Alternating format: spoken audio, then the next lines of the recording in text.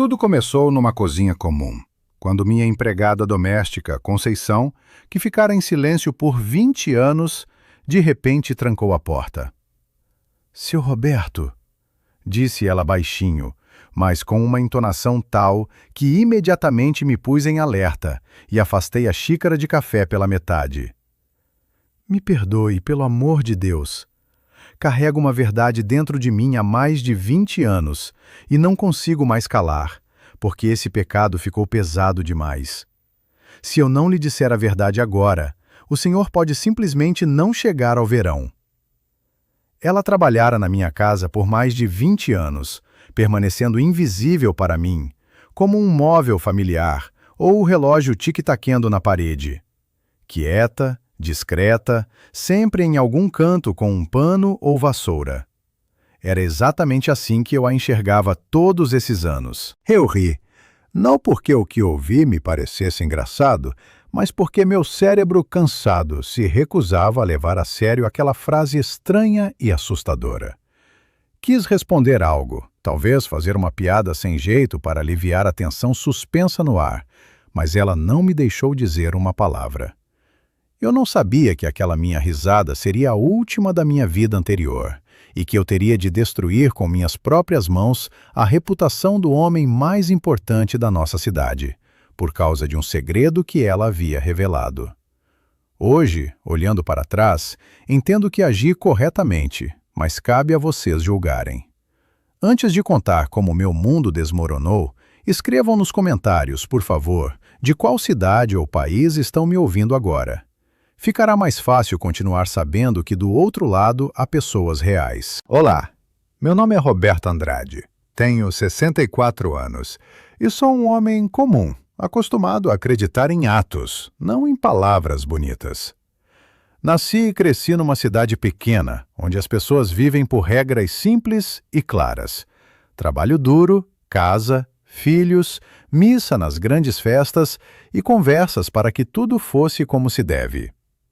Na infância, raramente via meu pai, porque ele era caminhoneiro e vivia sumido em viagens longas, trazendo para casa apenas o cheiro de diesel e um sorriso cansado. Minha mãe criava nós 5 praticamente sozinha, se dividindo entre a horta e os turnos na fábrica. Ela nunca se permitia reclamar do destino. Eu a ouvia repetir como um mantra: "Seu pai está na estrada por nossa causa. Ele é nosso sustento." E cresci com a convicção firme como concreto de que um homem não precisa ser carinhoso, falante ou sentimental. Ele é obrigado a carregar o peso da responsabilidade, a sustentar a casa nas costas, mesmo que isso signifique viver em viagens sem fim e dormir às pressas. Quando meu pai morreu, o que herdei não foi uma caderneta de poupança, mas seu velho caminhão enferrujado precisando de conserto e dívidas que pareciam impagáveis para um rapaz jovem. Aquilo não era o ponto de partida com que muitos sonham. Era uma armadilha de verdade.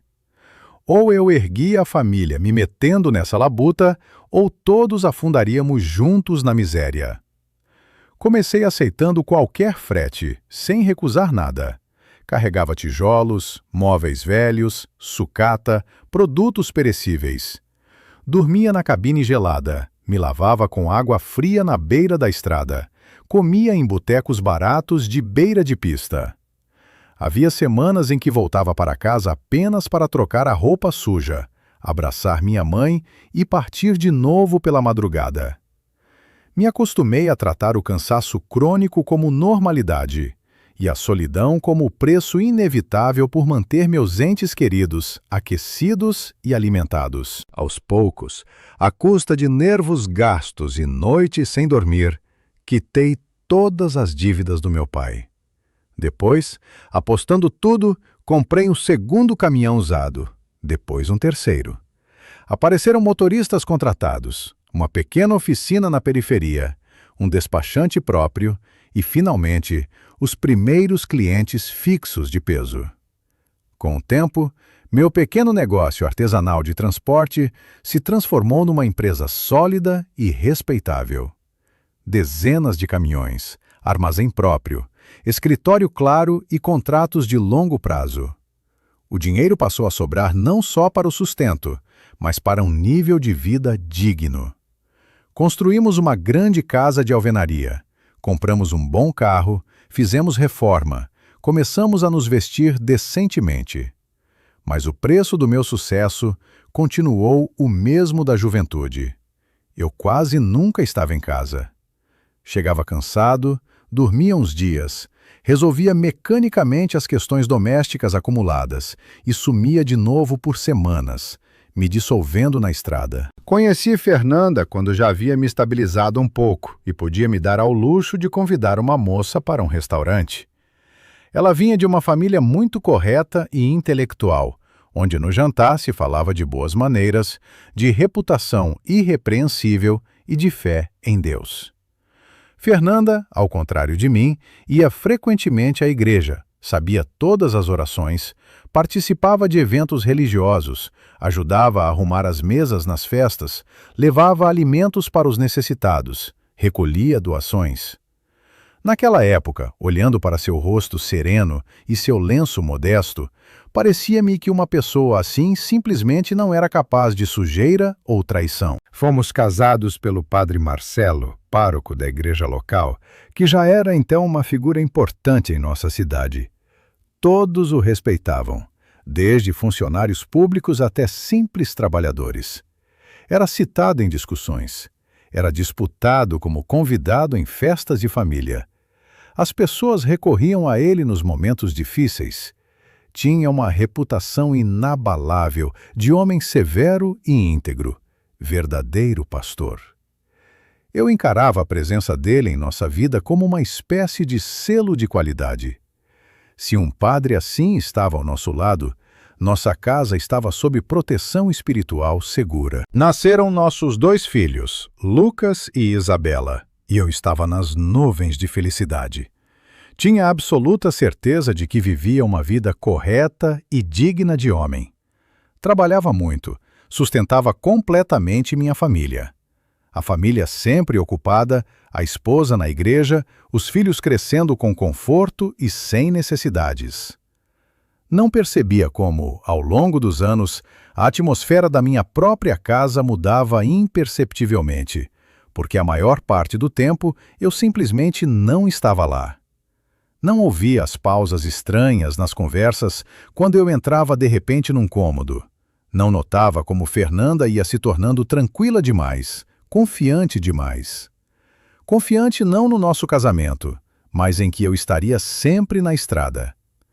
Tornei-me para eles um recurso conveniente, algo como um móvel confiável que só é notado e trazido para o centro da sala quando é preciso. Quando os filhos ainda eram pequenos, contratamos uma ajudante doméstica, Conceição.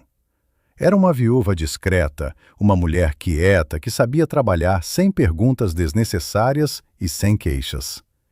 Ela limpava a enorme casa, cozinhava o almoço, lavava, passava, cuidava da casa, enquanto Fernanda se dedicava a seus afazeres sociais e religiosos. Conceição viveu na nossa casa por mais de 20 anos, tornando-se quase uma sombra das nossas paredes. Eu a tratava de forma estritamente profissional. Trabalho feito, pagamento recebido. Às vezes, claro, podia dizer obrigado por uma sopa gostosa, podia trazer sacolas pesadas de supermercado ou ajudá-la com dinheiro para remédios, mas no fundo, ela era para mim apenas parte do cotidiano organizado, uma função útil, como a caldeira a gás nova ou a máquina de lavar infalível. Tudo começou a desmoronar exatamente no momento em que, inesperadamente, não parti para mais uma viagem. Um grande contrato foi adiado uma semana de repente. O caminhão precisava de um pequeno conserto, e fiquei em casa num dia útil completamente comum. Para minha família, isso era incomum, quase inconveniente, como se eu tivesse violado uma lei não escrita da existência deles. Percebi que Fernanda começou a se irritar com bagatelas, como se minha presença atrapalhasse algum cronograma secreto que ela havia se acostumado a considerar seu espaço pessoal. Nesse mesmo dia, quando Fernanda saiu para tratar de assuntos do fundo de caridade, Conceição se aproximou de mim enquanto eu estava sentado na cozinha e pediu 1 minuto. Devo confessar que pensei que seria sobre aumento de salário ou algum problema doméstico, como uma torneira pingando, mas ela estava pálida, com as mãos tremendo, e pela primeira vez em todos aqueles longos anos, me olhava diretamente nos olhos. Conhecem esse sentimento quando o ar ao redor engrossa tanto que fica difícil respirar? O que aconteceu, Conceição? Perguntei, sentindo nascer dentro de mim uma ansiedade pegajosa e indefinida. Alguém adoeceu? Ela fez uma respiração funda, como se fosse mergulhar em água gelada, e pronunciou palavras que vou lembrar até a sepultura. Quando o senhor não está, Sr. Roberto, vem outro homem a esta casa, e não é vizinho, nem parente distante, nem um conhecido casual. Fiquei paralisado, sentindo o sangue drenar do meu rosto e o coração começar a bater na garganta. Meu cérebro vasculhava febrilmente os cenários, tentando encontrar uma explicação segura, mas o olhar de Conceição não me deixava ilusões. Quem? Foi tudo o que consegui expirar, embora uma parte de mim já não quisesse saber a resposta. É o padre Marcelo. Ela disse, baixando os olhos, como se tivesse vergonha de pronunciar esse nome em voz alta nesse contexto. O pároco, aquele mesmo homem que nos casou, batizou nossos filhos, sentou à minha mesa em cada festa, me dava tapinhas nas costas e dizia sorrindo que tínhamos uma família sólida e exemplar. Aquele em quem eu confiava mais do que em mim mesmo. Por dentro, senti tudo desabar. E por um segundo veio um silêncio ensurdecedor, em que eu só ouvia a batida frenética do meu próprio sangue nas têmporas. A primeira reação foi puramente masculina, bruta e perigosa. Vou esperar ela chegar e vou destruir tudo aqui. Mas Conceição, como se tivesse lido meus pensamentos, de repente me agarrou pelo braço. Um gesto impensável para ela antes. Nem pense em gritar, Sr. Roberto. Ela sussurrou rápido, ardente. Sem provas, ninguém vai acreditar no senhor. Vão dizer, velho enciumado enlouqueceu na velhice, e eles vão encobrir. O senhor sabe como é. Ele tem gente, tem grandes conexões na cidade, tem reputação impecável de homem santo. E Fernanda vai virar o jogo de tal forma que o culpado vai ser só o senhor. Isso soava assustador, verossímil. Eu vira de perto como as questões se resolvem na nossa cidade quando alguém tem alto status e os contatos certos. A raiva que um segundo antes me enevoava os olhos de vermelho foi substituída por um terror frio e racional. Entendi que estava à beira de um abismo e um único passo em falso me custaria tudo o que eu construíra em 40 anos. Conceição, vendo que eu havia me recomposto um pouco, propôs um plano. Simples, cruel, mas o único correto. O senhor precisa representar o cenário que todos esperam, disse ela, e em sua voz apareceu firmeza. Diga a Fernanda que precisa partir urgente numa viagem por alguns dias. Saia com a mala, dê a partida no carro, vá embora de modo que os vizinhos vejam. Mas, na verdade, esconda-se na casa dos meus parentes do outro lado da cidade e simplesmente espere meu telefonema. Ela prometeu que assim que o padre Marcelo aparecesse na porta, me avisaria. Concordei, porque entendia. Precisava ver isso com meus próprios olhos. Caso contrário, ou enlouqueceria com as suspeitas corrosivas, ou me taxariam de louco mesmo e me tirariam tudo. Quando à noite disse a Fernanda que partiria, fitava ansiosamente seu rosto, tentando encontrar ao menos uma sombra de pesar. Ela tentou parecer entristecida, suspirou, balançou a cabeça, mas os olhos a denunciaram completamente. Neles não havia tristeza de separação. Neles brilhou uma alegria levemente aliviada, quase imperceptível, como se a casa voltasse a ficar normal, ou seja, sem mim. Naquela noite, a última da minha vida anterior, fiquei deitado ao lado dela sem conseguir dormir. Escutava sua respiração tranquila e pensava: quantas centenas de vezes voltei da estrada, me deitei no mesmo lugar, me considerei marido, dono da casa, chefe da família, e nem desconfiava que não era nem o primeiro, nem o principal aqui. Era o sentimento mais humilhante da vida. Não apenas ciúme ardente, mas a consciência gelada de que me usaram por anos como um biombo conveniente.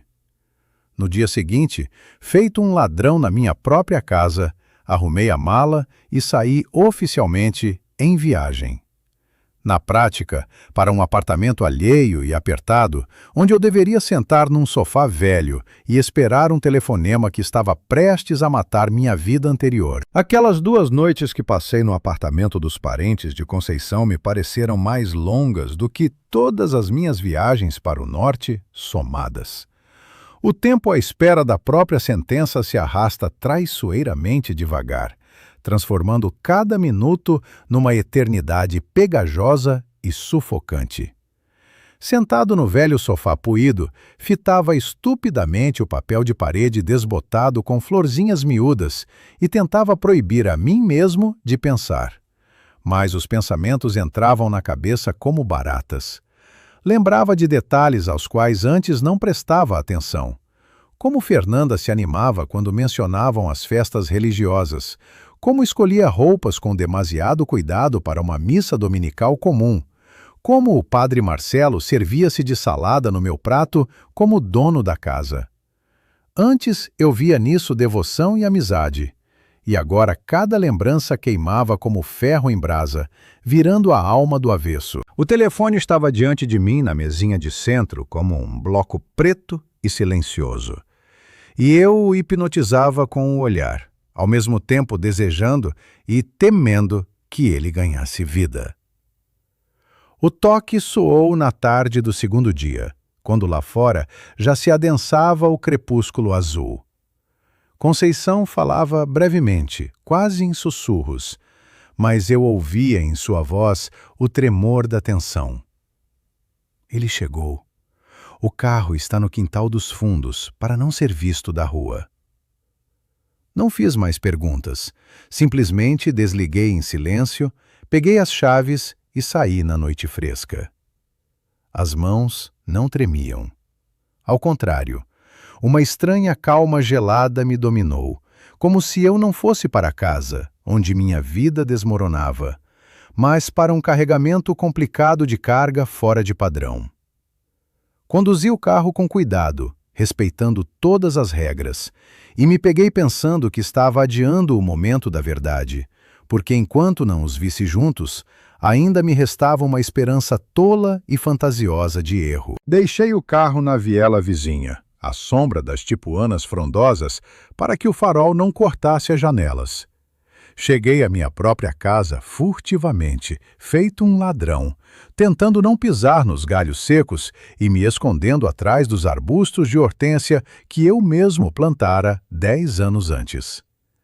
O portão do quintal interno estava entreaberto.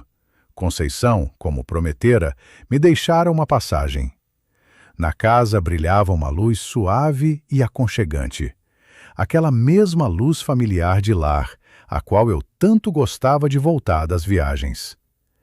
Pela janela grande da sala, que dava para o jardim, dava para ver tudo claramente, porque as cortinas estavam fechadas descuidadamente, deixando uma fenda larga. Tirei o telefone, liguei a câmera e dei um passo mais perto, sentindo o coração bater na garganta, atrapalhando a respiração. O que vi não se parecia com uma conversa pastoral ou orientação espiritual. Vi o padre Marcelo sentado na minha poltrona, naquela mesma de couro que eu comprara especialmente para descansar após as viagens. Ele estava sem batina, numa camisa comum desabotoada no colarinho, e segurava na mão um cálice com o meu vinho. Fernanda estava ao lado, com a mão sobre o ombro dele, e ria levemente, descontraidamente, de um jeito que fazia anos ela não ria comigo. E então ele a puxou para si, e ela, habitualmente, como dona do lugar, sentou no seu colo. Pressionei o botão de gravação, sentindo morrer dentro de mim algo grande e importante. Não era simplesmente uma traição quando as pessoas perdem a cabeça pela paixão. Era uma intimidade doméstica, consolidada por muitos anos. Via como ele a acariciava pelas costas, como ela ajeitava seu cabelo. Gestos de pessoas que se conhecem até o último detalhe. Estava de pé na escuridão do meu jardim, apertando o telefone até os dedos embranquecerem, e entendia que não estava olhando para amantes, mas para verdadeiros consortes que simplesmente usavam minha casa como cenário para sua felicidade. Filmei por vários minutos, longos e torturantes, para que ninguém, nem mesmo o melhor advogado, tivesse dúvidas sobre a natureza daquela relação. Quando o padre beijou minha esposa de verdade, com domínio e profundidade, baixei o telefone e pressionei parar. Não entrei pela força, não quebrei vidros, nem parti para a briga, embora os punhos coçassem de tal jeito que os músculos doíam. Entendia que se entrasse agora, haveria gritaria, confusão, ele fugiria, e depois ela diria que eu tinha me enganado, que eu estava bêbado, que eu inventei tudo. Precisava de outra coisa. Precisava de um registro frio e irrefutável dos fatos. Esperei a luz da sala se apagar e eles passarem para outro cômodo. Então voltei ao carro e fiquei lá mais 1 hora, fitando o escuro e ouvindo o motor esfriar. Quando finalmente entrei em casa, o padre Marcelo já não estava. Aparentemente, saiu pela mesma saída dos fundos enquanto eu ficava no carro. Fernanda estava na cozinha. Retirava da mesa 2 cálices, cantarolando algo para si mesma. Ao me ver, estremeceu e derrubou a toalha, mas rapidamente se recompôs e colocou no rosto a máscara habitual da esposa zelosa. Roberto. Sua voz soou quase natural, apenas um pouco mais aguda que o normal. Você não tinha ido viajar? Aconteceu alguma coisa com o caminhão? Passei em silêncio até a mesa. Sentei e coloquei diante dela o telefone com a tela para cima. Aconteceu, Fernanda. Disse com uma voz que eu mesmo não reconheci. Rouca, alheia, como saída de um barril. Aconteceu que cheguei em casa tarde demais, uns 20 anos atrasado. Ela tentou sorrir, mas os cantos dos lábios fremiram traiçoeiramente. Sobre o que você está falando, Roberto? Você deve estar cansado. Não a deixei terminar o espetáculo e pressionei reproduzir. Na telinha piscaram as imagens. A mão dela no ombro dele, a risada dele, o beijo deles. Observei seu rosto e vi como ele mudava. Primeiro espanto, depois medo animal, depois uma consciência raivosa e desesperada de que não havia para onde fugir. Quando o vídeo terminou, um silêncio pairou na cozinha tal que dava para ouvir a geladeira zumbar. É montagem, ela forçou por fim, mas nem ela mesma acreditou em suas palavras. Você armou tudo isso para... Chega! Bati a palma da mão na mesa, de modo que o açucareiro pulou. Chega de mentir, Fernanda. Vi tudo com meus próprios olhos. Estava a 2 metros da janela. Não se humilhe ainda mais. Ela se deixou cair na cadeira como se as pernas a tivessem abandonado e cobriu o rosto com as mãos. Os ombros começaram a tremer, mas eu não sentia pena, apenas repulsa e vazio. Há quanto tempo? Perguntei. Não minta. Agora já não faz sentido mentir. Ela tirou as mãos do rosto e me olhou com olhos secos e avermelhados. Naquele olhar não havia mais nem submissão, nem devoção. Apenas a sinceridade cansada e raivosa de uma mulher encurralada. Sempre, ela disse baixinho, e essa palavra me acertou mais forte que uma bofetada. Desde antes do casamento, senti o chão ceder sob meus pés. O que significa desde antes do casamento? Reperguntei, esperando ter ouvido errado. A gente se amava desde a escola. Ela começou a falar rápido, atropelando as palavras, como se tentasse se justificar. mas ele estava se preparando para o sacerdócio. Precisava de uma biografia impecável, e meus pais precisavam de um genro com dinheiro e perspectivas. Você era a opção ideal. Trabalhador, simples, sempre viajando. Nunca fazia perguntas desnecessárias, simplesmente trazia o dinheiro e sumia. Isso convinha a todos. A todos? Repeti, sentindo a náusea subir pela garganta. A mim não convinha. Eu vivia com você. Eu te amava. Achei que éramos família, mas eu era apenas o patrocinador do romance de vocês. Não fale assim. Ela subitamente levantou a voz, passando para o ataque. Fui uma boa esposa para você. Tinha uma casa limpa, jantar quente, camisas passadas. Você vivia como rei. O que lhe faltava? Bem, eu tinha minha vida própria, mas nunca te envergonhei em público. Nesse momento entendi uma coisa terrível. Ela sinceramente não se considerava culpada. Na sua visão distorcida do mundo, ela era vítima das circunstâncias que apenas se virava como podia. Mas o que me preocupava já não era isso. Uma ideia me ocorreu de súbito, jogando-me num suor frio. Os filhos, pronunciei, fitando-a diretamente nos olhos. Lucas e Isabela, eles são... Fernanda empalideceu tanto que ficou parecida com papel. São seus! Ela gritou. Depressa demais, alto demais. Claro que seus! Como você pode pensar isso? Mas eu já via aquele medo. Ouvia aquela falsidade que antes não notava. Lembrei que Lucas se parecia com ela, mas Isabela tinha o mesmo corte de olhos que ele, que o padre Marcelo. Como eu pude ser tão cego?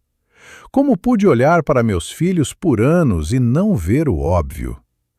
Amanhã vamos à clínica, disse eu, levantando-me firme da mesa. Faremos um teste de DNA nos dois. Você enlouqueceu? Ela se levantou, tentando me barrar o caminho. Você vai envergonhar os filhos. São adultos. Como vai explicar isso a eles? Vai destruir a cabeça deles. A cabeça deles foi destruída por você, quando transformou nossa vida num espetáculo barato.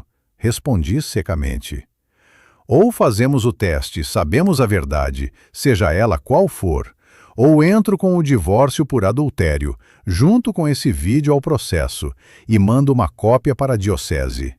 E aí, o escândalo será tal que vocês não vão poder sair de casa. Escolha. Ela ficou parada, abrindo e fechando a boca como um peixe jogado à praia. Vi as engrenagens girando na cabeça dela, ela calculando as opções. Entendeu que não estava brincando. Entendeu que o antigo Roberto condescendente, manipulável à vontade, não existia mais. Tudo bem, ela sussurrou com ódio. Faça seu teste, mas quando você vir que são seus, vai rastejar aos meus pés pedindo perdão. Se forem meus, respondi já na porta, vou te dar todos os bens e sair sem nada. Mas se não forem... Não terminei a frase. Saí da cozinha sentindo os joelhos tremerem e subi ao segundo andar, para o quarto de hóspedes. No nosso quarto eu não podia mais entrar. Teria vomitado. A semana seguinte se transformou num inferno de espera. Informei aos filhos que precisávamos fazer exames para verificar uma doença hereditária. Menti para não traumatizá-los antes do tempo, embora Fernanda, tenho certeza, já houvesse os preparado contra mim. Fomos a um laboratório particular na capital do estado, coletamos o material biológico e nos dispersamos em sepulcral silêncio. Fernanda andava pela casa com ar de virtude ofendida, batia as portas demonstrativamente e falava ao telefone em sussurros, se trancando no banheiro. Eu me sentia como se andasse sobre gelo fino no meio de um enorme rio. Um passo em falso e a água negra se fecharia sobre a minha cabeça. A semana de espera pelos resultados da perícia genética se arrastava não como tempo comum, mas como uma melaço pegajosa e infinita em que estávamos todos atolados até o pescoço. Procurava ficar o menos possível em casa, sumindo na base de manhã até a noite, inventando avarias inexistentes e cargas urgentes, apenas para não ver os olhos de Fernanda. Ela, por sua vez, escolheu a tática da inocência ofendida.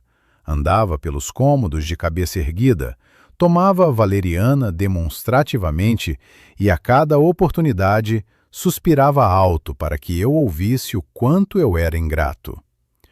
Os filhos Lucas e Isabela sentiam essa tensão na pele, como os animais sentem a aproximação de uma tempestade, e me olhavam com mudo reproche, sem entender que gato havia passado entre os pais, mas tomando de antemão o partido da mãe. A carta do laboratório chegou ao e-mail numa quinta-feira, quando eu estava no meu escritório na base, folheando indiferentemente notas de remessa.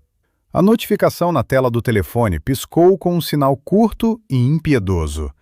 E naquele momento, meu coração bateu com tamanha força que a vista escureceu. Hesitei, olhando para o envelopinho iluminado, sentindo uma trilha fria de suor escorrer pela espinha, embora o ar-condicionado funcionasse a plena potência. Os dedos, acostumados a girar o volante e manusear peças de ferro, de repente ficaram obedientes como algodão, recusando-se a fazer um simples movimento na tela. Entendia que por trás daquele clique havia a sentença de toda a minha vida. Mas protelar aquele momento era impossível, porque o não saber me corroía mais do que qualquer verdade, mesmo a mais terrível. Respirei fundo, como antes de um mergulho nas profundezas, e abri o arquivo. O primeiro era o resultado de Lucas. Eu me abria caminho por termos médicos complicados, tabelas de alelos e números incompreensíveis, procurando com os olhos apenas uma única e importante linha, a conclusão. E quando a encontrei, as letras nadaram diante dos olhos, fundindo-se numa mancha escura. Probabilidade de paternidade, excluída. Reli essa frase sílaba por sílaba. Excluída. Meu cérebro se recusava a acreditar, agarrando-se a uma palha de esperança. E eu, mal respirando, rolei o documento até os resultados de Isabela. Talvez um erro. Talvez ao menos a filha, minha favorita, minha princesa, que eu carregava nos ombros e ensinei a andar de bicicleta. Probabilidade de paternidade. Excluída. No escritório ficou tão silencioso que ouvi uma mosca zumbindo, batendo contra o vidro. A terra não se abriu, o teto não desabou, mas dentro de mim se formou uma enorme cratera queimada, na qual tudo desaparecia como num sorvedouro. As festinhas da infância, as noites sem dormir perto dos berços, o orgulho dos primeiros passos, os planos para os netos. Descobriu-se que nada disso existia. Na verdade, existia, mas não comigo. Eu era apenas um espectador num cinema alheio que, por engano, pagou pelo ingresso o preço de sua única vida. Fiquei sentado fitando estupidamente o monitor, sentindo crescer por dentro não a raiva, mas um vazio gelado e aterrorizante. Ou seja, a vida inteira eu me matei de trabalhar, arruinei a saúde nas estradas, dormi em cabines, gelei e passei fome pelos filhos de outro homem, pelos filhos daquele mesmo indivíduo que me havia ensinado a moral, e depois vinha à minha casa e dormia com minha esposa, enquanto eu ganhava dinheiro para o bem-estar deles. Para eles, eu não era nem pai nem marido, mas apenas uma carteira conveniente e infalível, uma função de provedor tolerada pelo conforto que propiciava. Não me lembro de como cheguei em casa. O carro rodou no piloto automático enquanto eu tentava me recompor para não me esfacelar ao volante. Quando entrei no corredor, Fernanda veio ao meu encontro. Aparentemente esperava, sem se achar. Ao ver meu rosto cinzento, petrificado, com os olhos apagados, ela entendeu tudo sem palavras. Sua máscara de arrogância escorregou instantaneamente, substituída por uma expressão de terror animal. Recuou, cobrindo a boca com a palma da mão, encostando as costas na parede como se esperasse um golpe. Os dois? Ela sussurrou quase inaudivelmente. E nessa pergunta havia a última gota de esperança por um milagre. Os dois. Respondi com uma voz da qual não restava nada humano, apenas rangido de metal. Parabéns, Fernanda. Você puxou o golpe do século. Ela não gritou nem se justificou. Simplesmente escorregou pela parede até o chão e cobriu o rosto com as mãos. Vi pela primeira vez como ela chorava não para inglês ver, mas de verdadeiro e profundo medo do futuro. Mas as lágrimas dela não me tocavam mais. Passei por ela até a sala onde os filhos estavam. Lucas lia alguma coisa no telefone, Isabela folheava uma revista. Eles ergueram a cabeça e, pela primeira vez, os olhei com olhos diferentes. Procurei em seus rostos meus traços, meu nariz, meu queixo, meus olhos, e com horror percebi que não estavam lá. Vi o que o cérebro antes bloqueava. A testa alta de Lucas, o oval suave do rosto de Isabela, o jeito deles de entrecerrar os olhos. Eram os traços do padre Marcelo. Eram a cópia dele, sua carne e seu sangue. E eu simplesmente os atribuí a mim, porque era o que cabia fazer. Pai, por que você está tão estranho? Perguntou Isabela, largando a revista. A palavra pai cortou meus ouvidos como faca em vidro. Quis gritar: não sou seu pai. Seu pai está na igreja contando as doações. Mas me contive. Não tinha o direito de jogar essa sujeira sobre eles assim, de repente, sem preparação. Eram adultos, mas nesse jogo também eram vítimas do engano, embora vivessem à minha custa. Exames normais, eu disse sem olhar para ela, e subi rápido para o meu quarto. Naquela noite tomei uma decisão. Eu poderia agir nobremente, me divorciar em silêncio, dividir o patrimônio, deixar a casa para eles para não traumatizar os filhos e ir viver meus dias num apartamento de um quarto, preservando as aparências. Era exatamente com isso que Fernanda contava. Ela conhecia meu caráter. Sabia que eu não gostava de escândalo nem de lavar roupa suja em público. Esperava que eu engolisse o sapo, me enxugasse e sumisse, permitindo que eles continuassem representando a família santa. Mas dentro de mim algo sombrio, pesado e implacável se levantou. Não uma sede de vingança, não, mas de justiça suprema. Fizeram de mim um idiota publicamente diante de toda a cidade, ainda que pelas minhas costas. O padre Marcelo construíra sua carreira de santão por anos, apoiando-se na minha esposa e no meu dinheiro. Mentiu para milhares de pessoas olhando-as nos olhos e continuava mentindo agora. Deixar tudo como estava significaria me tornar cúmplice dessa mentira monstruosa, permitir que o mal triunfasse sob a máscara da virtude. No dia seguinte, fui não ao trabalho, mas à igreja. Não havia missa. A igreja estava vazia. Apenas algumas senhoras limpavam os castiçais. Vi o padre Marcelo. Ele estava no centro, conversando com algum benfeitor, seguro de si, vaidoso, irradiando sua própria importância. Notou-me e acenou amigavelmente. Até deu um passo em minha direção para me abençoar. Quase me virei do avesso de tanta hipocrisia. Me virei e saí. Mas na cabeça já havia amadurecido um plano, preciso, frio e implacável como uma marretada. Sabia que no domingo seguinte haveria uma grande festa na igreja, o dia da fundação da paróquia.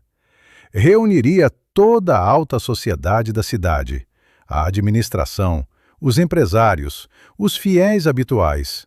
Após a liturgia, costumavam realizar uma assembleia de prestação de contas, na qual o padre Marcelo exibia num grande projetor, pendurado diretamente na igreja, vídeos sobre a vida da comunidade, as viagens, as reformas, e agradecia aos patrocinadores.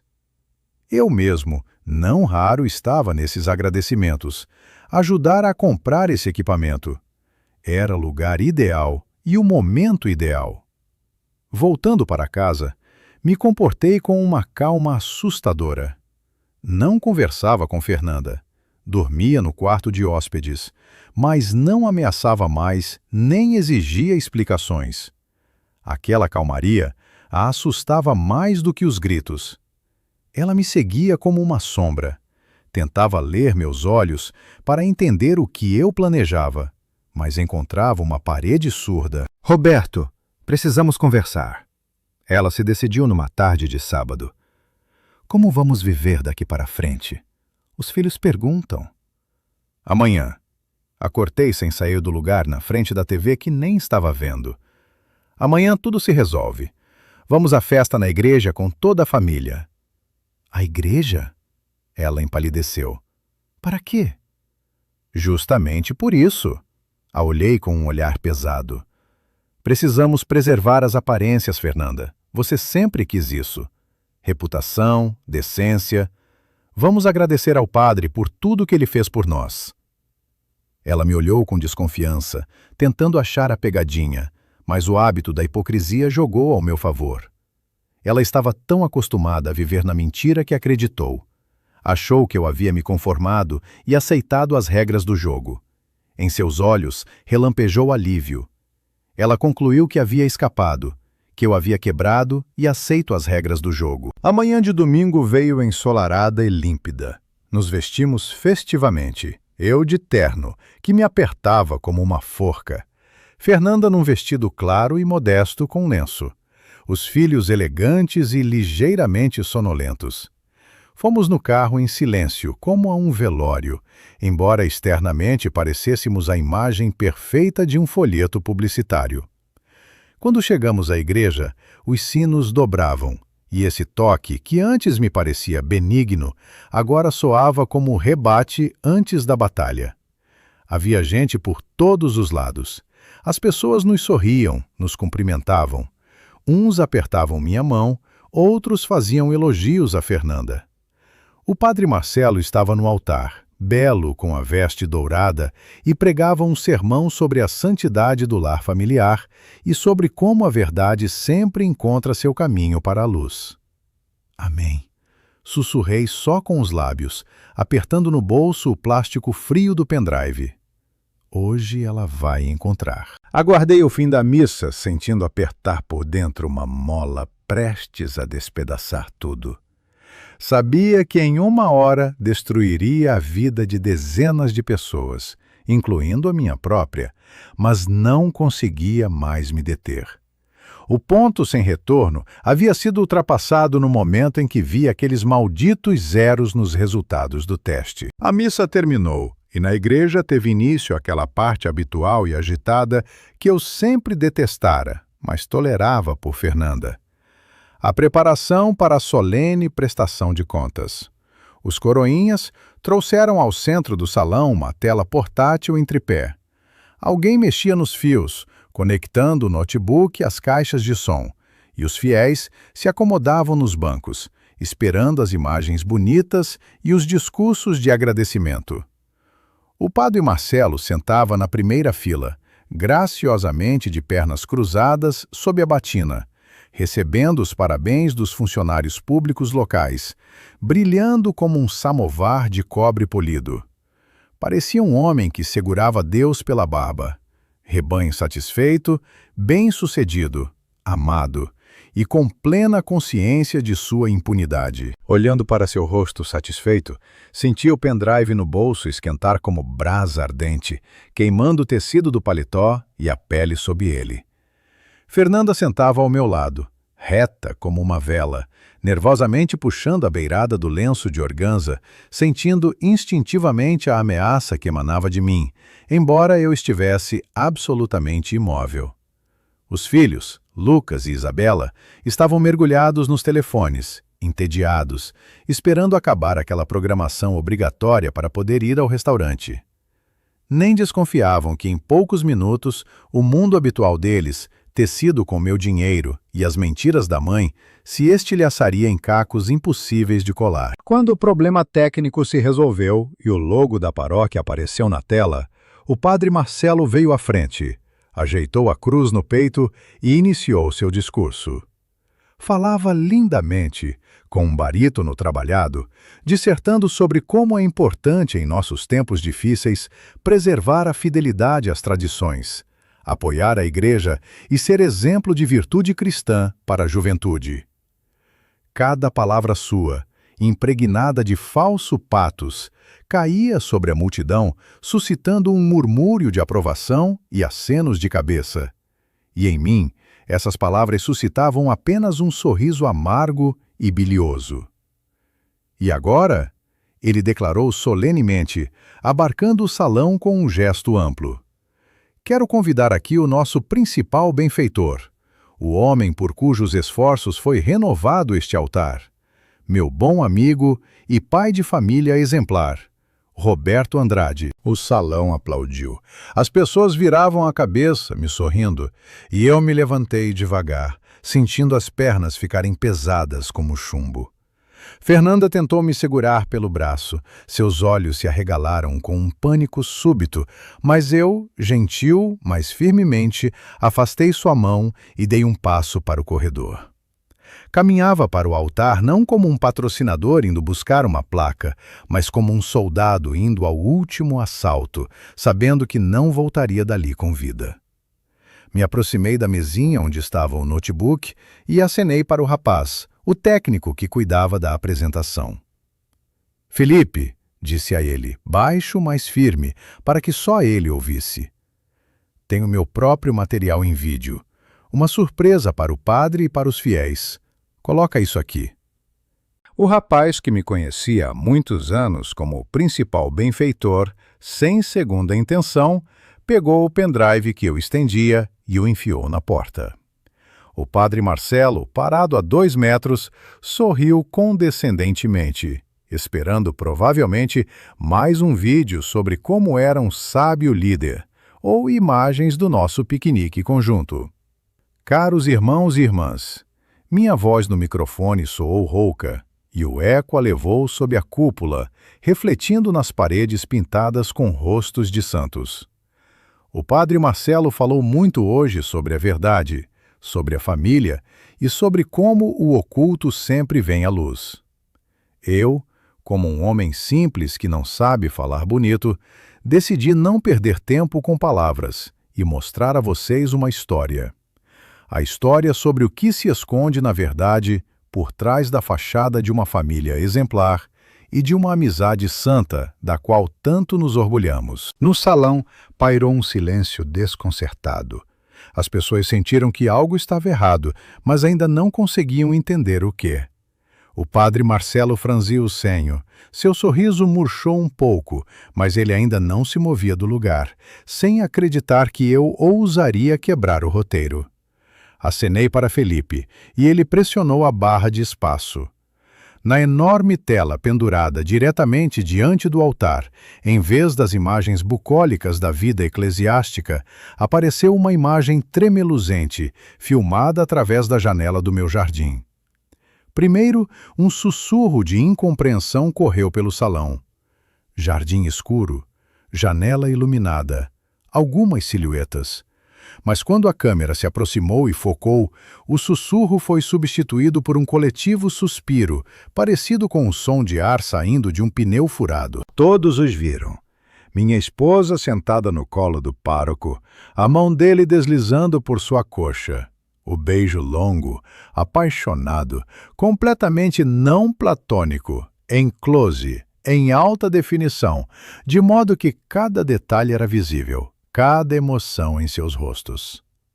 O silêncio na igreja ficou tão denso que parecia apertar os tímpanos.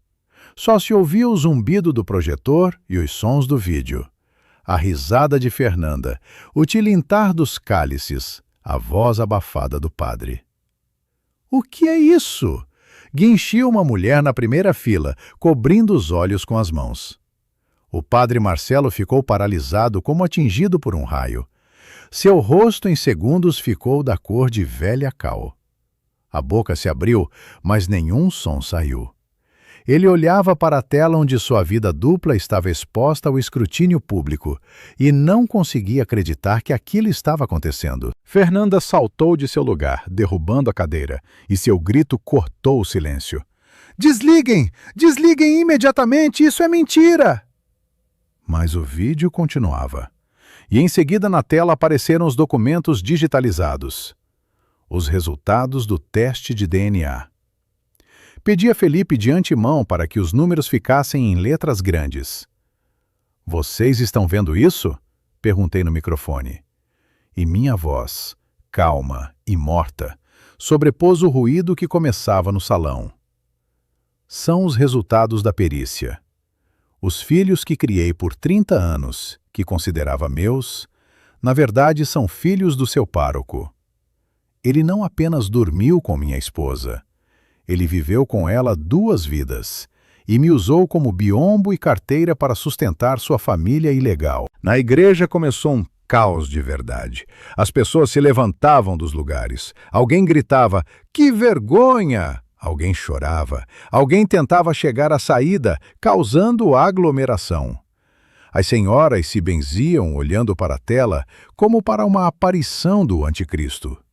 Os homens que estavam no fundo começaram a praguejar em voz alta, esquecendo onde estavam. O padre Marcelo acordou do estupor e se lançou em minha direção. Seu rosto estava distorcido por uma careta de fúria animal, nada parecida com o semblante de um manso pastor. "Desligue isso!" gritou, tentando arrancar o notebook do rapaz apavorado. "É montagem! São calúnias demoníacas! Você vai responder pela difamação, Judas!" Tentou me agarrar pelo peito, mas eu segurei seu braço. Naquele momento, não havia em mim medo da ordenação. Não havia respeito pela batina. Diante de mim estava apenas um homem ordinário e envilecido que roubou minha vida. O empurrei com tanta força que ele cambaleou e quase caiu, enrolado nas beiradas de seu indumento. "Não me toque", disse baixinho, olhando diretamente em seus olhos fugazes de medo. "Deus te julgará, Marcelo, mas o julgamento dos homens hoje você não vai escapar." A multidão já havia visto tudo. A multidão já havia entendido. A reputação que ele construíra por décadas, tijolo por tijolo, desmoronou em 3 minutos, soterrado sob seus próprios escombros. Vários homens robustos, fiéis que 5 minutos antes estavam prontos para beijar sua mão, agora deram um passo à frente, bloqueando-lhe o caminho para a saída. Em seus olhos eu não via mansidão, mas um raivoso desejo masculino de fazer justiça com as próprias mãos. Mas o mais assustador não era isso. O mais assustador acontecia no centro do salão, onde meus filhos haviam ficado parados. Olhei para eles e me arrependi de ter olhos. Lucas estava pálido como um pano, apertando o telefone na mão, e olhava ora para a tela, ora para a mãe, ora para o padre que os fiéis agora cercavam. Em seu olhar desmoronava um mundo, tudo em que ele acreditava, tudo de que se orgulhava. Status, família devota, respeito, tinha virado uma poça suja. Isabela estava sentada no banco, cobrindo os ouvidos com as mãos e balançando de um lado para o outro. Por seu rosto corriam lágrimas pretas de rímel, e seus lábios se moviam em silêncio, repetindo uma única palavra. "Não." Fernanda tentou se aproximar deles, estendia as mãos, gritava alguma coisa, mas Lucas se afastou dela como de alguém com lepra. Esse gesto, cheio de repulsa e dor, me disse mais do que qualquer palavra. A família Andrade não existia mais. Eu estava no meio da igreja em ebulição, no centro de um escândalo que eu mesmo havia provocado, e senti uma estranha leveza vibrante dentro de mim. Venci. Provei a verdade. Destruí meus inimigos. Mas por que estava tão frio por dentro, como se eu mesmo tivesse morrido junto com a mentira deles? Alguém do conselho da igreja já corria para ligar para o vigário episcopal. Alguém chamava a polícia para evitar um linchamento. O padre Marcelo, perdendo os últimos resquícios de dignidade, tentava se justificar diante das pessoas que o cercavam, mas sua voz se afogava no burburinho geral de indignação, e eu, devagar, sem olhar para trás, caminhei para a saída. As pessoas se abriam diante de mim como diante de alguém fulminado, me acompanhando com olhares nos quais se misturavam medo, pena e respeito. Eu ainda não sabia que o desafio mais difícil, o desafio do perdão e da aceitação, me aguardava à frente, quando a poeira daquela explosão baixasse. Depois daquele domingo na igreja, minha vida se transformou num filme surrealista, onde eu era ao mesmo tempo o personagem principal e um observador à parte, olhando o que se passava por um vidro embaçado e rachado. O escândalo que eu lancei com um aperto de botão se espalhou pela nossa cidade pequena mais rápido do que um incêndio em tempo seco, não deixando pedra sobre pedra da reputação da família santa. Meu telefone não parava de tocar. Ligavam conhecidos, parceiros de negócios, alguns jornalistas de jornais locais sedentos de detalhes. Mas eu simplesmente desliguei o aparelho e o joguei numa gaveta. Não precisava nem de palavras de apoio, nem de risadas dissimuladas nas minhas costas, porque por dentro, no lugar da antiga raiva, agora se estendia um vazio calcinado, pelo qual soprava apenas uma corrente fria de solidão. Os eventos rolaram com velocidade assustadora, como uma bola de neve solta de morro íngreme, varrendo destinos e carreiras pelo caminho.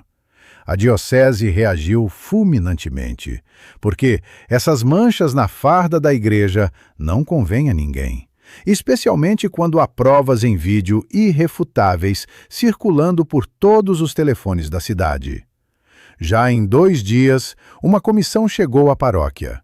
Começaram as intermináveis diligências, interrogatórios e verificações da atividade financeira, que expuseram não apenas a queda moral do pároco, mas também manipulações bastante terrenas com as doações. O padre Marcelo foi afastado das funções naquela mesma tarde, com proibição de sequer aparecer nas dependências da paróquia.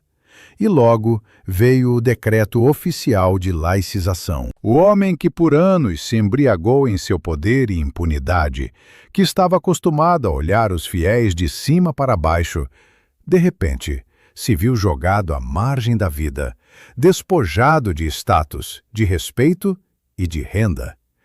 Na cidade pararam de cumprimentá-lo. Os antigos amigos cruzavam para o outro lado da rua ao avistar sua figura curvada. E os vendedores nos mercados viravam de costas, fingindo estar ocupados com a mercadoria. Para ele, era pior do que qualquer prisão.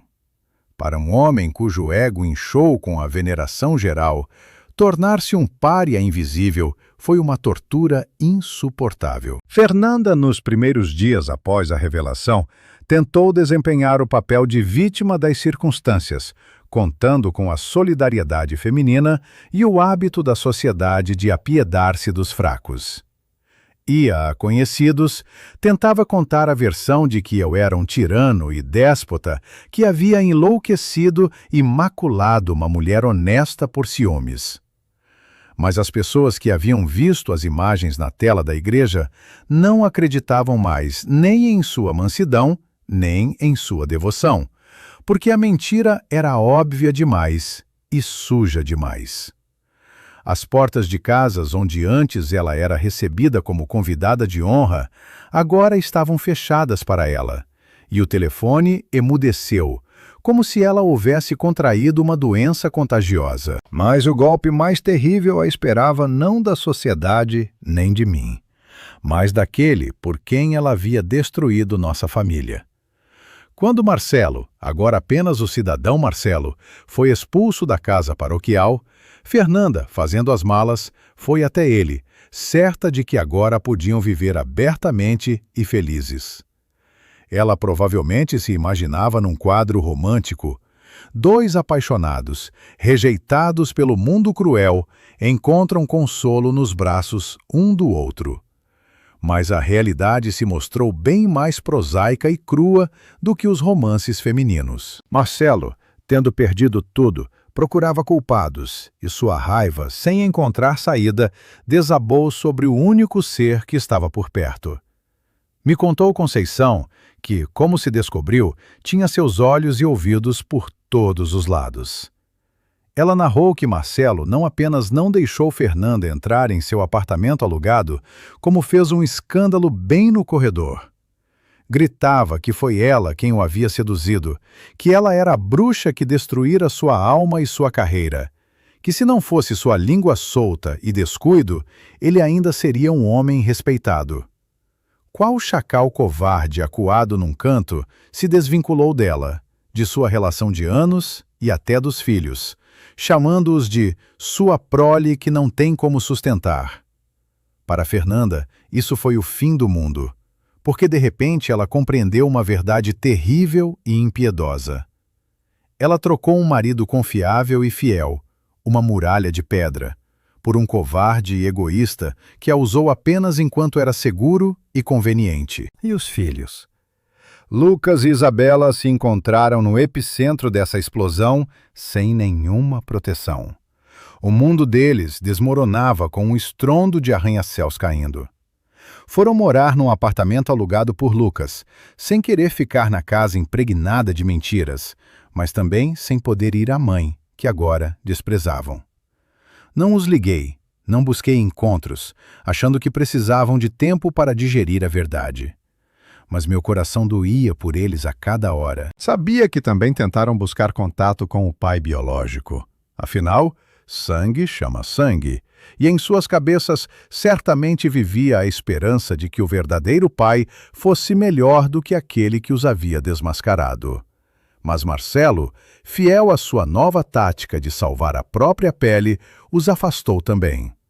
Quando Lucas foi até ele para conversar de homem para homem, ele nem abriu a porta, gritando pelo olho mágico que não admitisse jogar sobre seus ombros os problemas deles, porque sua vida já estava destruída. Para Lucas, que sempre buscara uma referência masculina, foi um soco no estômago que lhe tirou os últimos resquícios de ilusões. Ele viu diante de si não um justo, não um pai amoroso, mas um velho trêmulo pela própria pele, para quem seus próprios filhos eram apenas um fardo incômodo. Fiquei na minha enorme casa vazia, sozinho, se não contarmos Conceição, que continuava vindo e fazendo seu trabalho em silêncio. O divórcio transcorreu rápido e sujo, embora eu esperasse pior. Fernanda, esmagada pela traição do amante e o desprezo de toda a cidade, não tinha forças para lutar. Assinou todos os papéis sem olhar, concordando com uma indenização suficiente para comprar um pequeno apartamento na periferia, e sumiu do radar. Ouvi dizer que foi para uma tia distante, em outra região, não aguentando a vergonha e os olhares de reprovação. Não sentia pena dela. A pena havia se queimado em mim ainda quando assistia àquele vídeo no jardim. Mas tampouco sentia prazer na desgraça alheia, apenas o peso mordo e cansativo de uma pessoa que enterrou um ente querido. Numa tarde, quando lá fora já caía a primeira neve do outono, eu estava sentado na cozinha olhando para o chá esfriando. Conceição mexia no fogão, e sua presença era o único calor vivo naquele reino de gelo. Não está certo, seu Roberto, ter se enterrado em vida, disse ela de repente, sem se virar. A casa está vazia não por falta de gente, mas porque o senhor fechou as portas. Quem eu hei de esperar, Conceição? Sorri amargamente. Filhos alheios ou procurar nova esposa na velhice? Sangue não é tudo, ela respondeu baixinho, e em sua voz soou a mesma firmeza do dia de nossa primeira conversa. O senhor os criou, os amou, estava com eles quando a barriga doía e quando tiravam nota baixa, e aquele só deu o sêmen. Sêmen não é pai. Pai é quem ensinou a andar e quem deu o ombro. Quis protestar, dizer que a mentira havia envenenado tudo, que a traição da mãe riscara meus esforços. mas as palavras pararam na garganta. Lembrei de como eu ensinava o pequeno Lucas a segurar o martelo, como ele bateu no próprio dedo e chorou enterrando o rosto no meu ombro, não no da mãe. Lembrei de como Isabela, quando o primeiro namorado deixou, passou a noite inteira chorando no meu escritório, enquanto eu acariciava sua cabeça e servia chá. Isso pode ser cancelado por um papel com resultado de DNA?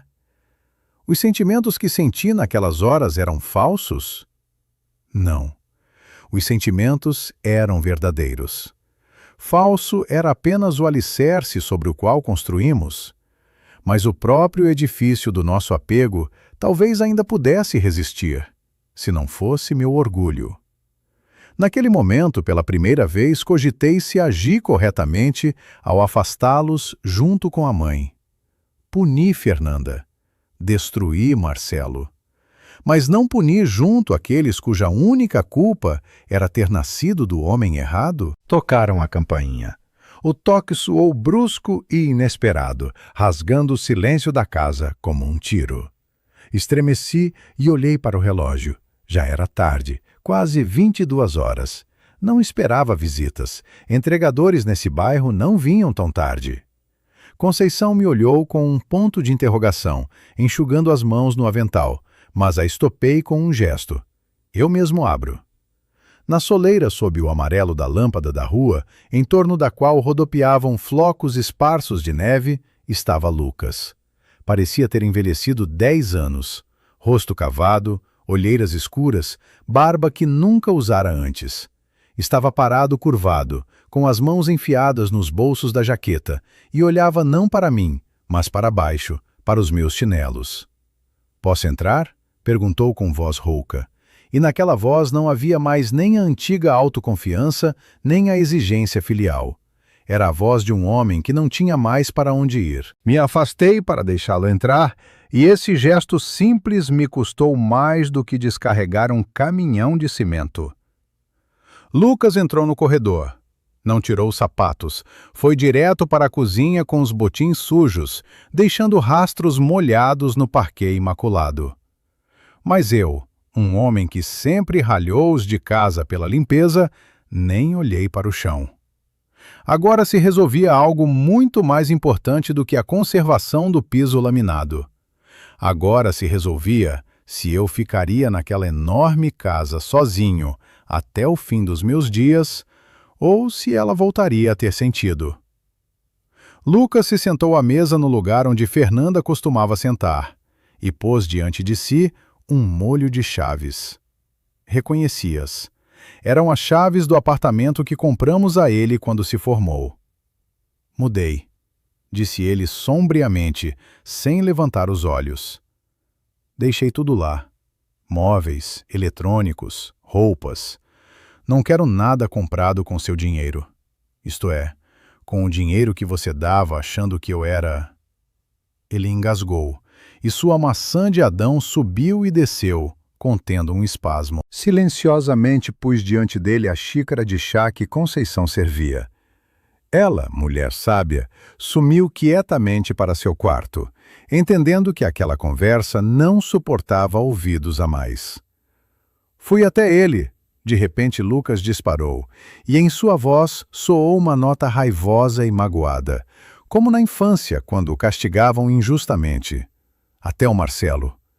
Achei que conversaríamos de homem para homem. Achei que ele, ao menos, diria algo, explicasse, mas ele nem abriu a porta. Gritou pelo olho mágico que nós e a nossa mãe arruinamos a vida dele, que somos erros da juventude dele. Erros, entende? Para ele não sou filho, sou prova incriminatória. O escutei e senti que dentro de mim se processava um trabalho estranho e doloroso. Ainda ontem eu estava certo de que odiava todos eles, a esposa mentirosa, o padre ordinário e esses filhos que traziam sangue alheio. Mas agora, olhando para o rapaz curvado e destroçado que tinha 30 anos, mas parecia um adolescente perdido, de repente, não vi o material biológico de um rival, mas aquele mesmo garotinho que eu ensinei a nadar no rio. Aquele mesmo Lucas que me ligava em viagem e perguntava quando o pai voltava. Aquele menino me mentiu? Não. Ele me amava sinceramente, porque não tinha outro pai. Por que você veio, Lucas? Perguntei baixinho. Falta dinheiro ou não tem onde morar? Ele ergueu a cabeça e vi em seus olhos lágrimas. Lágrimas bravas de homem que queimam os olhos. Vai se danar você e seu dinheiro, ele gritou, dando um soco na mesa. Vim dizer que não me importo com os testes, não me importo com a genética, não me importo com quem dormia com quem há 30 anos. Pai é não quem fez e esqueceu. Pai é quem estava do lado. Ele parou, respirando pesado, como se houvesse corrido uma maratona. Lembro quando você me foi buscar na delegacia quando quebramos a vitrine. Ele continuou já mais baixo, olhando para o lado. Minha mãe fez histeria. Berrou que eu estava envergonhando a família. E você pagou a multa em silêncio. Me levou para a calçada e deu um cascudo. E disse: homem responde pelos próprios erros. Você não me entregou, não me humilhou. Você me educou. E ele nos ensinava a sorrir e acender velas. No cômodo pairou um silêncio, mas esse já não era o silêncio morto de sepulcro que reinara ali nas últimas semanas. Era um silêncio onde nascia a verdade, amarga, mas viva. Não posso te obrigar a me considerar filho, disse Lucas se levantando. Entendo que você tem repulsa, que olha para mim e o vê nele, mas quero que saiba, para mim você é o único pai, e não preciso de outro, mesmo que você me mande embora agora. Ele se virou e foi para a saída, curvado, esperando uma facada nas costas. E naquele momento entendi que se ficasse calado, se o deixasse ir, cometeria um crime pior do que o que cometeram Fernanda e Marcelo.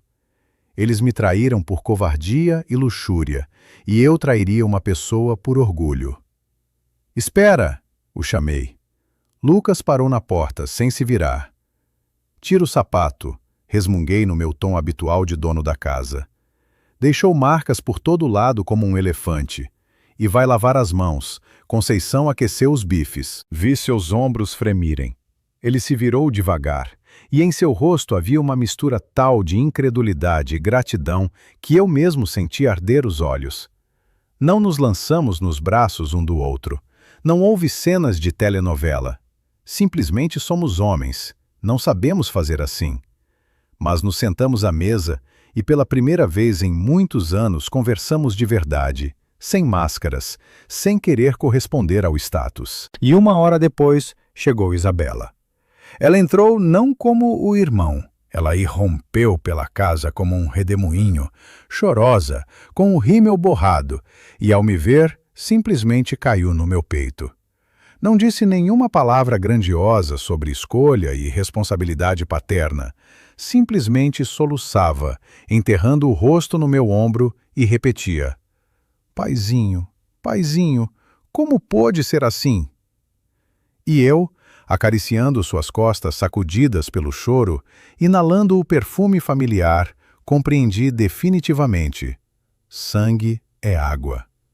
O verdadeiro parentesco não se cria na cama, mas nas noites sem dormir à beira do berço infantil, nas festas partilhadas, nas doenças enfrentadas juntos, nos 1000 detalhes dos quais a vida é tecida. Eles eram meus filhos, meus, porque eu havia colocado neles minha alma, meu tempo, minha vida. E nenhum Marcelo, nenhum teste de DNA podia me tomar esse direito. O direito de ser pai que eu conquistei com 30 anos de trabalho e desvelo. Naquela tarde ficamos na cozinha os 4. Eu, Lucas, Isabela e Conceição, tomando chá. Não falamos de Fernanda. Não nos lembramos de Marcelo. Falamos do futuro.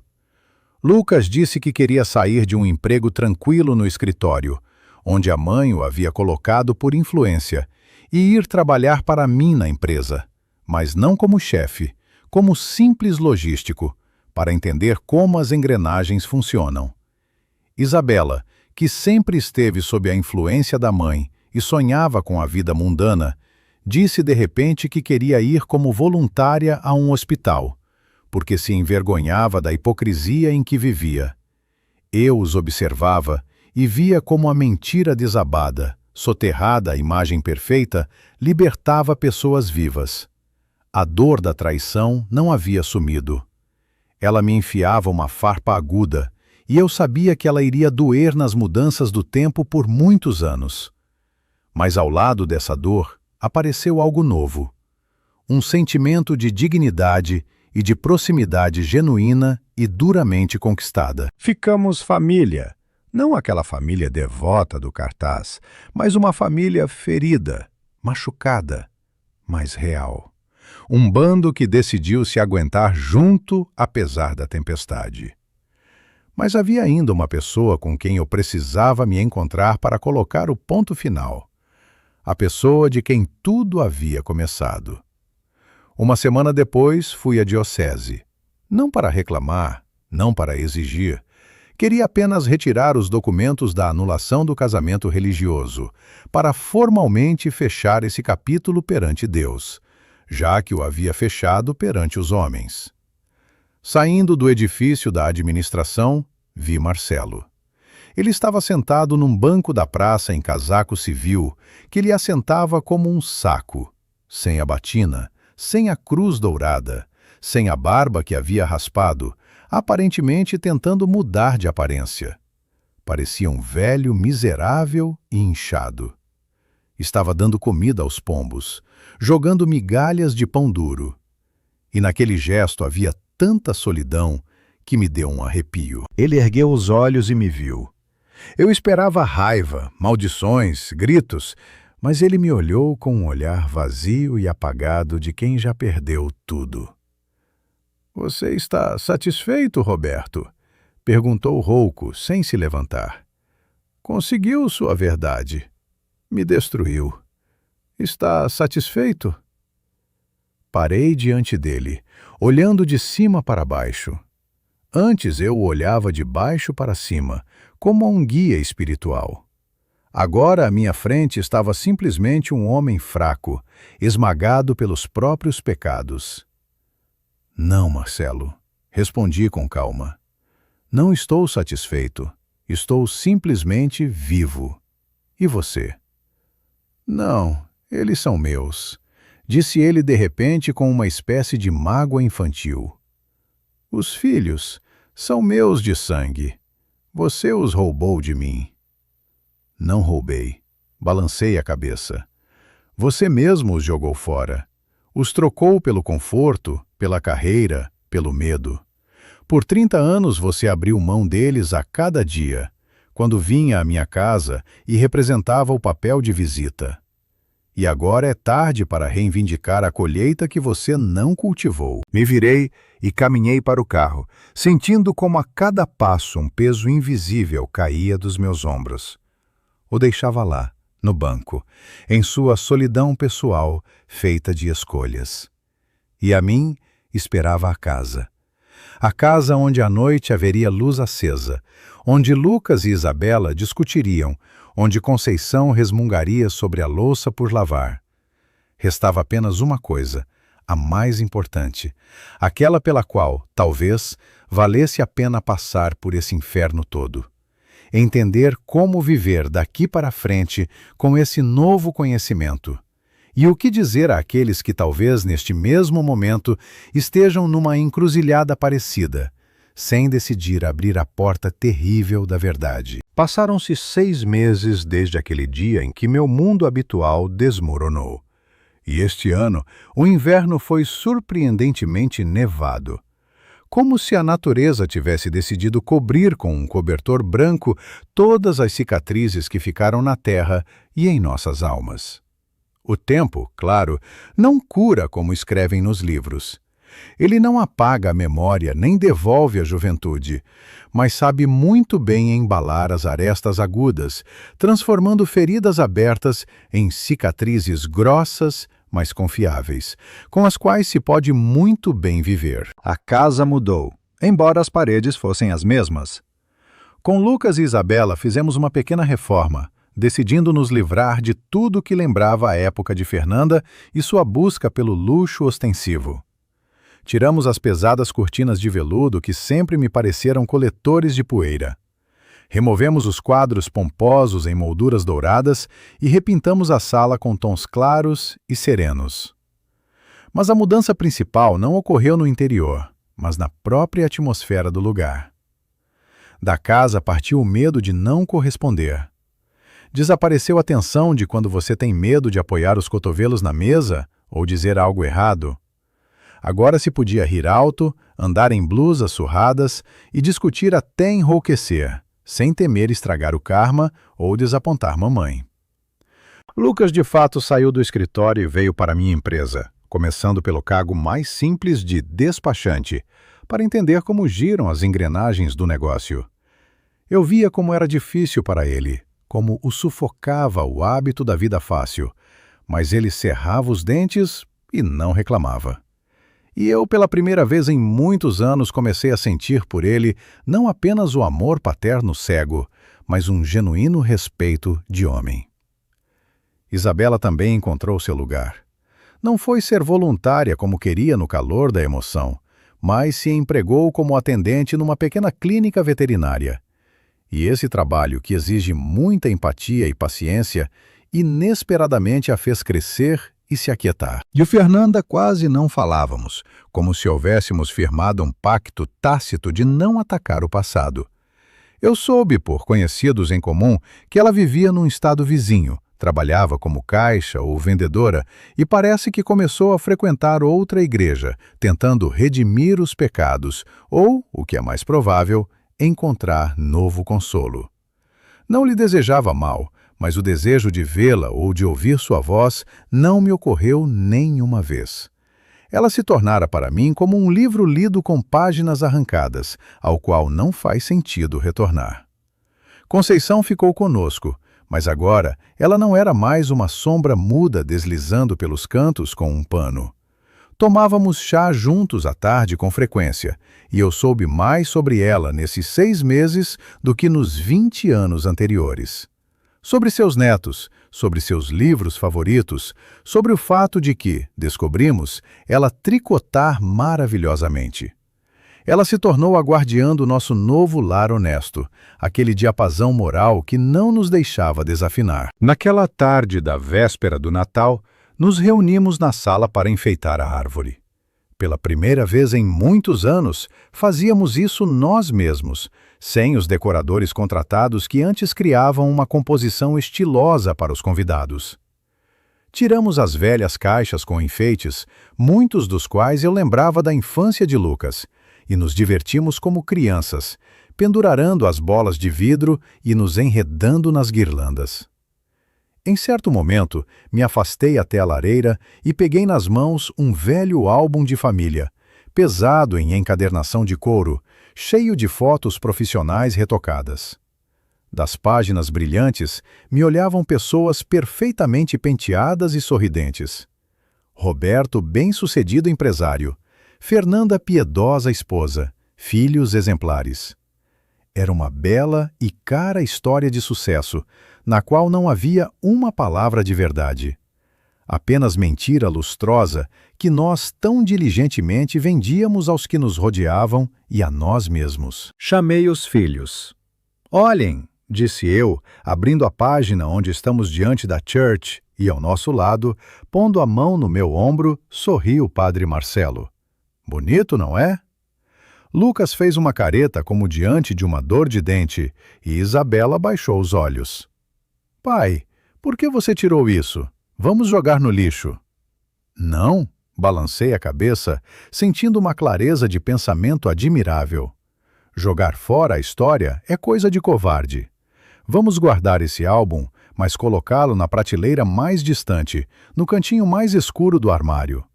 que fique lá como lembrete do que acontece quando se vive uma vida que não é sua. Fechei o livro pesado como se tivesse fechado a tampa de um caixão e o pus de lado. Agora venham aqui, ordenei, tirando meu telefone. Vamos tirar uma foto de verdade, sem Photoshop, sem poses, como somos. Nos amontoamos diante da árvore semi-enfeita. Lucas com um suéter ridículo com renas. Isabela com o cabelo despenteado. Conceição tentando se esconder atrás do meu ombro. E eu, grisalho, cansado, com rugas que não queria mais esconder. Estendi o braço tentando enquadrar todos. O braço tremia. Alguém piscou. Alguém riu na hora mais inoportuna. A foto ficou desfocada, levemente borrada e completamente inadequada para a capa de uma revista. Mas quando olhei para a tela, vi nela mais vida e luz do que em todas aquelas sessões fotográficas profissionais somadas. Lá estavam pessoas reais. Minha família. Minha família verdadeira, conquistada a duras penas. Não perfeita, que passou pelo fogo e pela água para se reencontrar. Eu olhava para essa foto e entendia que pela primeira vez em 64 anos estava absolutamente feliz. Não porque estava tudo bem, mas porque estava tudo honesto. Eu não era mais carteira, não era mais biombo, não era mais móvel. Era um pai que escolheram não pelo direito do sangue, mas pelo direito do amor e dos atos. E esse título valeu a pena viver para merecer, mesmo que para isso fosse preciso ver o mundo inteiro desabar. Vivi uma vida longa, cometi um monte de erros e tarde demais entendi uma coisa simples. Nunca tenham medo da verdade, por mais assustadora que ela pareça. A mentira é um crédito que tomamos da vida a juros usurários. E cedo ou tarde, os cobradores vão bater à sua porta para levar tudo.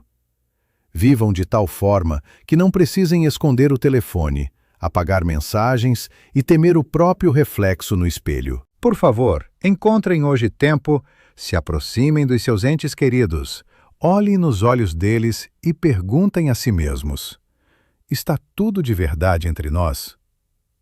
E por último, quero fazer a vocês uma pergunta que não me dá sossego nesses meses todos e cuja resposta encontrei a um preço caro demais. O que vocês acham, amigos? Tem o ser humano o direito à mentira piedosa se ela preserva a família e a paz das crianças? Ou qualquer verdade, mesmo a mais devastadora, é melhor do que viver numa doce ilusão? Escrevam o que vocês pensam. Para mim é realmente importante saber. E eu vou indo. Nosso chá está esfriando. Cuidem-se!